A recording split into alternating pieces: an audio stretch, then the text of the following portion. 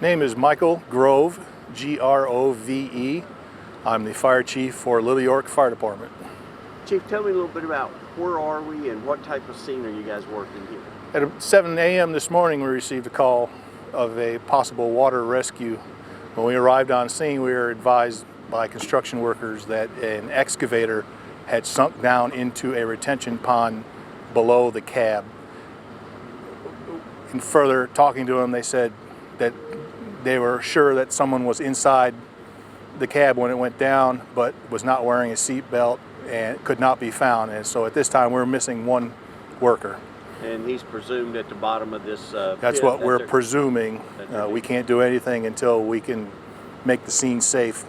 And I assume all the activity that's going on in the back is they're digging a trench to try to let the water out? Yeah, they're digging a relief trench to try to get some of the water out from around the excavator. Do you have any idea of approximately how deep that is? That we don't know. From what we can see, some parts are 1 foot deep. Where the excavator is itself, it's below the cab, so it's at least 12 feet deep there. Okay, all right. I know it's early, but is this the only person missing, just the driver? At this time, yes. That's all we have is one person missing. So what's the fire department doing at the present? At this time, we're standing by to secure the scene, making sure everybody else stays safe, and then waiting for the authorities to contact us to proceed.